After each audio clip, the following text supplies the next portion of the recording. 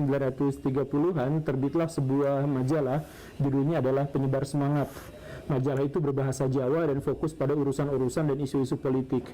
Tetapi majalah itu semakin lama semakin ditinggalkan oleh para penggemarnya. Semakin kesini semakin habis, dan pada tahun 1980-an itu bisa dikatakan oplahnya jauh lebih kecil daripada seharusnya dan berpotensi untuk benar-benar bangkrut.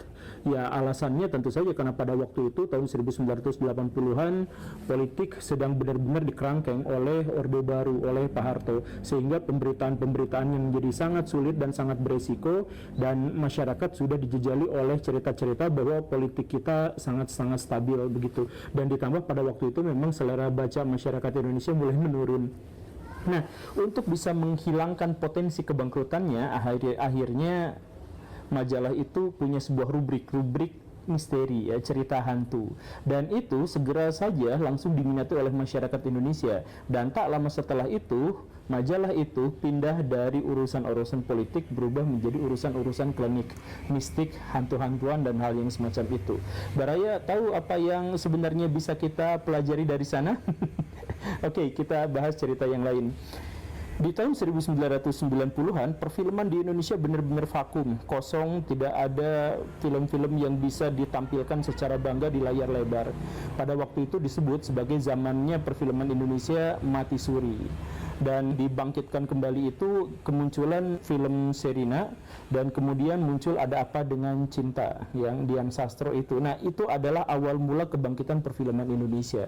Dan setelah itu film Indonesia benar-benar bangkit, tapi hampir jatuh lagi karena cerita-cerita yang ditampilkan cenderung tidak disukai oleh masyarakat Indonesia. Akhirnya dimulai tahun 2000 sekianan muncul cerita tentang hantu, tentang horor, dan itu benar-benar menarik minat masyarakat Indonesia. Dan akhirnya sampai sekarang perfilman Indonesia bisa bertahan, industri itu masih bisa besar, itu gara-gara film-film horor. Oke, Baraya juga sudah bisa mengambil pelajarannya. Kemudian kita lihat lagi, pada tahun 1974 lahirlah seseorang yang dia kemudian lahir dan besar menjadi orang yang biasa-biasa aja, kemudian kuliah jurusan ekonomi, lulus sebagai sarjana ekonomi dan biasa-biasa aja, dan hidupnya sulit sekali. Dia mau ngelamar kerja ngasong-ngasong ijazah, betapa sulitnya untuk mendapatkan pekerjaan pada waktu itu. Tetapi kemudian dengan pengetahuannya terkait dengan ekonomi, dia banting setir jadi dukun, dan dia banjiri majalah-majalah itu dengan iklan tentang dirinya yang sakti, mandraguna, dan seterusnya dan seterusnya. Tak lama setelah itu dia menjadi dukun yang sangat-sangat terkenal dan sangat-sangat kaya. Pejabat ngantri di depan rumahnya, selebriti ngantri di depan rumahnya, PSK dan sebagainya juga ngantri di depan rumahnya. Dia punya omset yang sangat-sangat besar dari bisnisnya menjadi dukun. Oke, ada lagi satu lagi, ada Ustadz, dia tuh Habib. Nah, Habib itu ngomongnya juga sebenarnya tidak terlalu menarik perhatian, karakteristiknya bahkan akhlaknya banyak yang buruk dan lain-lain. Pokoknya dia benar-benar tidak meyakinkan untuk seorang agamawan. Tapi kemudian dia ganti, jadi ceritanya adalah leluhur saya memiliki kesaktian bisa terbang leluhur saya bisa meniup neraka jahanam sampai padam, dan seterusnya dengan cerita-cerita klinik seperti itu. Akhirnya dia diterima oleh masyarakat dan memiliki jamaah yang banyak plus fanatik. Nah, jadi dalam konteks ini Baraya, semua kisah-kisah itu saya ceritakan dengan akhir yang sama karena skema yang sama. Jadi kalau di Indonesia, kalau Baraya mau sukses, jangan lihat Timothy Ronald, abaikan Pak Remoncin, abaikan Pak Win, abaikan Pak Indrawan Nugroho. Mereka semua tidak akan memberikan skema yang baik untuk mencapai kesuksesan di Indonesia, karena untuk mencapai kesuksesan di Indonesia tidak dibutuhkan cara-cara yang rasional. Cukup menjadi tidak rasional dan kita akan menjadi kaya raya, seperti skema yang saya jelaskan tadi itu. Jadi kalau misalkan Baraya mau bisnis hantu-hantuan, bisnis dukun-dukunan, bisnis dan sebagainya, dengan effort yang sangat kecil Baraya bisa mendapatkan keuntungan yang sangat luar biasa. Nah, pertanyaannya adalah kenapa masyarakat Indonesia begitu suka pada hantu, pada klinik, pada cerita-cerita mistik dan sebagainya?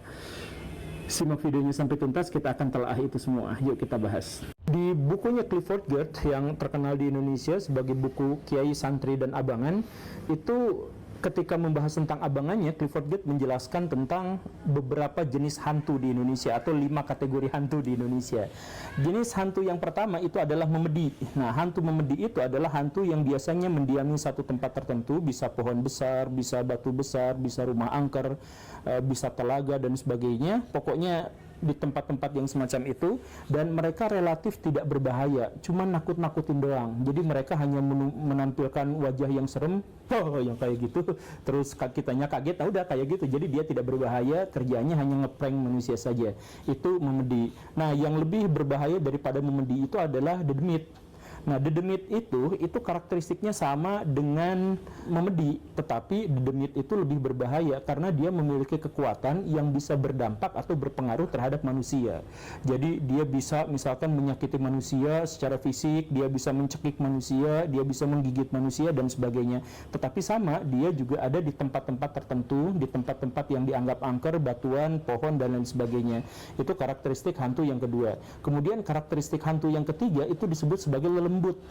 Lelembut itu justru lebih ringan lagi karena dia hampir-hampir tidak pernah menampakkan diri atau menampakkan diri dengan cara yang sekilas dan sangat lembut, tidak untuk nakut-nakutin orang. Jadi selewat di pinggir mata kita, apa tuh, ternyata tidak ada apa-apa gitu ya. Tapi lelembut ini bisa menjadi sangat berbahaya karena dia berdampak langsung pada otak manusia. Jadi dia bisa membisiki manusia, ayo bunuh dia, masuk mic nggak? Ayo bunuh dia. Nah, yang kayak gitu, ayo siksa dia, ayo smackdown dia. Nah, kayak gitu. Jadi ada bisikan-bisikan yang semacam itu, atau misalkan justru malah menutup telinga kita. Jadi kalau kita ada di rel kereta api, ada suara sirine itu kita abaikan gitu. Yang kayak gitu nggak kedengeran. Nah, itu lelembut. Kemudian ada juga danyang. Nah, danyang itu adalah makhluk-makhluk yang melindungi satu kawasan atau satu bangunan atau satu wilayah tertentu. Nah, ini orang-orang Jawa di masa lampau menganggap bahwa mereka ini adalah makhluk yang disucikan, atau setidaknya kalaupun tidak suci, dia tidak dianggap sebagai ancaman. Jadi kalau Baraya misalkan melihat ada orang yang melakukan ritual untuk tumbal dan lain sebagainya gitu ya, ada dinosaurus, T-Rex ditumbalin gitu untuk ditempatkan di satu tempat, nah itu biasanya minta izin pada hantu jenis danyang atau kategori danyang. Jadi mereka menguasai satu tempat tertentu tapi untuk melindungi tempat itu dari, atau misalkan bisa aja melindungi seseorang gitu. Jadi setiap Baraya yang baik hati, setiap Baraya yang memiliki leluhur begini dan begitu, itu biasanya dilindungi oleh danyang gitu. Kodam lah kalau misalkan dalam tradisi Arabnya. Nah, kemudian kategori yang berikutnya itu adalah makhluk halus atau hantu semacam tuyul dan teman-temannya.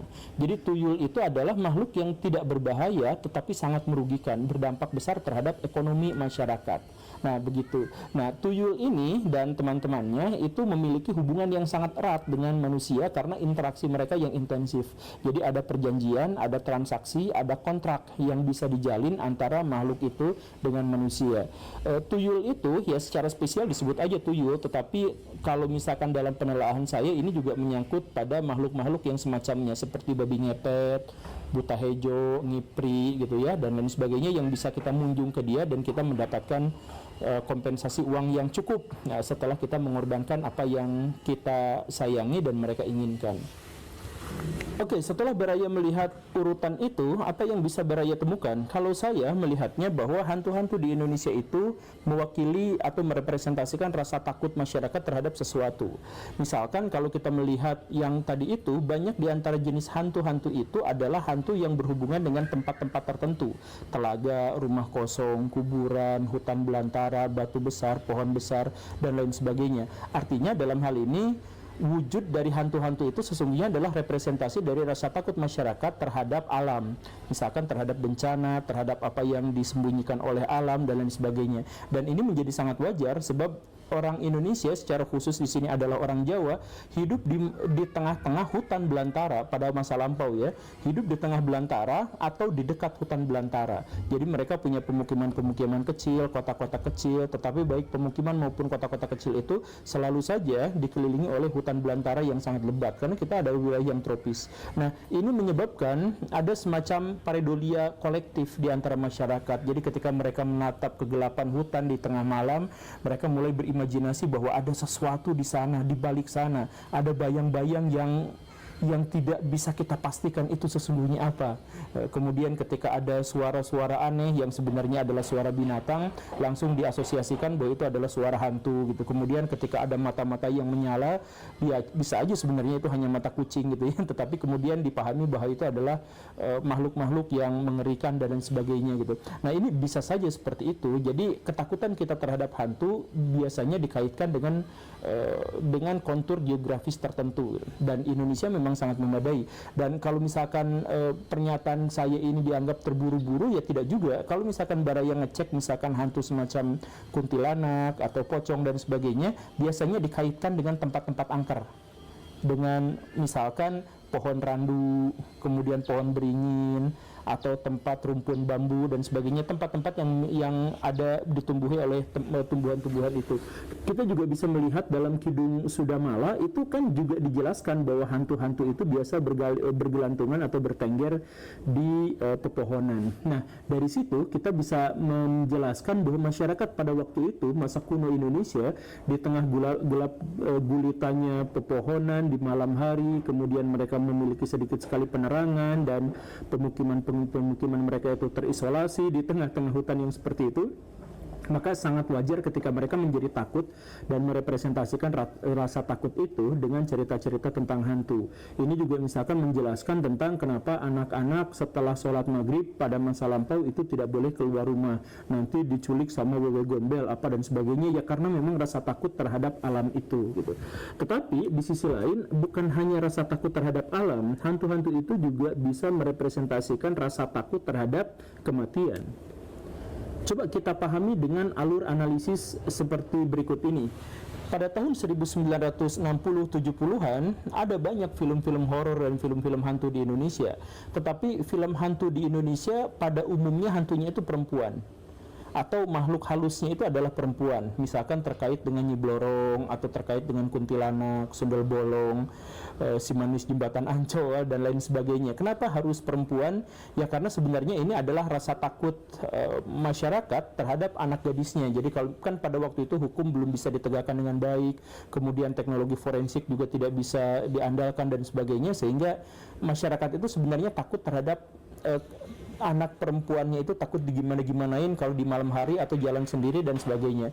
Maka muncullah cerita-cerita yang berkaitan dengan dendam kesumat dari para hantu perempuan itu, atau kekuatan yang sangat besar yang dimiliki oleh para perempuan itu, kan begitu ya. Nah, tetapi di tahun 2000-an setelah reformasi secara khusus, film-film hantu di Indonesia itu bergeser dari hantu-hantu perempuan yang hidupnya di pedalaman, di kampung-kampung gitu ya, itu berpindah menjadi hantu-hantu yang hidup di perkotaan, tapi pada umumnya jadi pocong.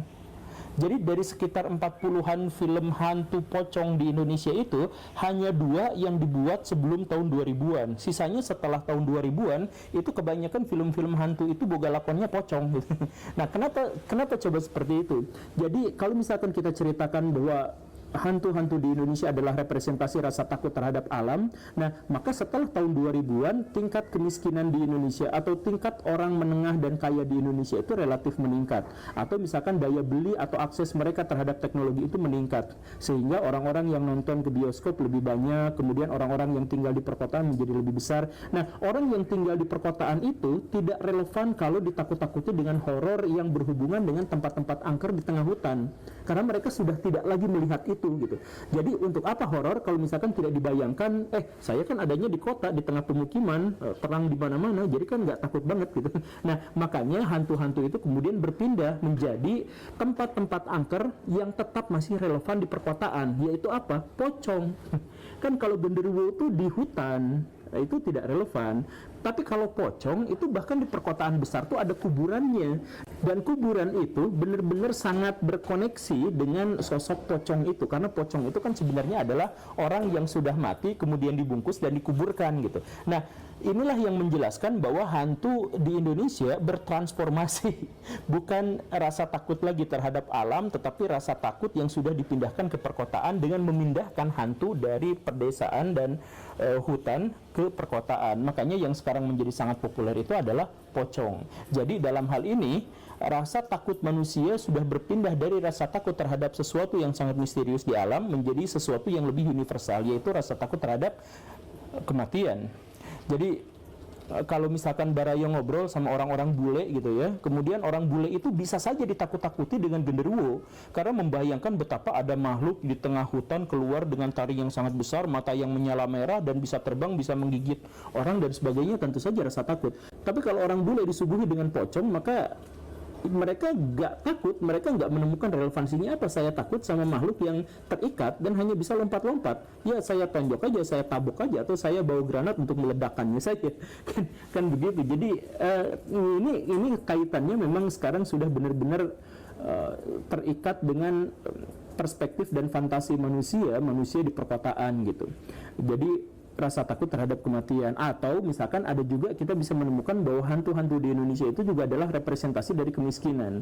Makanya tadi kita bisa menemukan ada tuyul gitu ya, kemudian ada babi ngepet, kemudian ada apa, kan itu sebenarnya adalah rasa takut di satu sisi terhadap kemiskinan, tetapi di sisi lain ada nilai-nilai ajaran moral yang ditekankan agar kamu jangan sampai mendekati hal-hal yang semacam itu. Makanya di setiap cerita tentang hantu-hantu yang bisa dikontrak untuk mendapatkan kekayaan, itu selalu ada cerita tumbal. Nah ini penting Baraya. Jadi kalau orang-orang di Indonesia di masa lampau, tumbal itu adalah sesuatu yang biasa, tetapi tidak pernah dikaitkan dengan kekayaan, hanya dikaitkan dengan misalkan kesuburan tanah, dikaitkan dengan bencana alam dan sebagainya. Tapi dikaitkan dengan kemakmuran, itu masyarakat Indonesia itu sangat malu dan sangat tabu gitu. Karena sejak zaman dulu orang Indonesia berpikir soal duit itu agak negatif. Disebutnya mata duitan atau apa, itu tuh benar-benar hinaan yang besar gitu. Nah, tetapi di sisi lain masyarakat Indonesia pada masa itu memang sangat-sangat miskin, sangat-sangat tidak makmur, dan karena itu di satu sisi mereka nakut-nakutin dengan setan-setan yang berhubungan dengan kemiskinan, tetapi di sisi lain bahwa kalau kamu mau kaya lewat jalur itu, maka kamu harus menumbalkan orang yang paling kalian sayangi, paling kamu sayangi. Nah kan gitu kan. Jadi ada anak yang sudah kita sayangi harus ditumbalkan untuk mendapatkan harta kekayaan, begitu kan, dan hal yang semacam itu. Jadi ini sebenarnya adalah representasi dari rasa takut itu. Dan sudah saya jelaskan di episode yang lampau sekali itu, bahwa hantu juga sebenarnya bertransformasi. Dulu sebelum tahun 1900-an, hantu yang mencuri uang itu namanya adalah setan gundul. Nah, tetapi kemudian tahun 1930-an itu berubah menjadi tuyul. Karena apa? Karena tuyul itu sebenarnya adalah impor dari Korea. Di Korea itu ada hantu anak kecil botak namanya doyeol. Nah, doyeol itu kemudian dibawa oleh Jepang, hantu cerita itu dibawa oleh Jepang ke Indonesia untuk memata-matai masyarakat Indonesia, karena Jepang pada waktu itu sudah mengincar Indonesia untuk menjadi jajahannya. Jadi siap-siap untuk memata-matai Belanda untuk menyerang Indonesia gitu. Itu sejak tahun 1927-an. Nah, cerita-cerita dari Korea soal doyeol itu kemudian dibawa sama Jepang menjadi toyeol dan akhirnya menjadi tuyul. Nah, kemudian tuyul sebagai makhluk botak anak kecil itu dikaitkan dengan setan gundul, setan berkepala botak tapi kepalanya doang yang hanya ngambil uang, disatukan jadilah tuyul, si pencuri uang itu gitu. Tapi yang jelas bagaimanapun itu tetap adalah perwujudan dari rasa takut manusia terhadap ketidakmakmuran, tetapi di sisi lain juga ada pesan-pesan moral yang didorong agar kita jangan sampai berhubungan atau bersekutu dengan setan terkait dengan hal-hal itu gitu.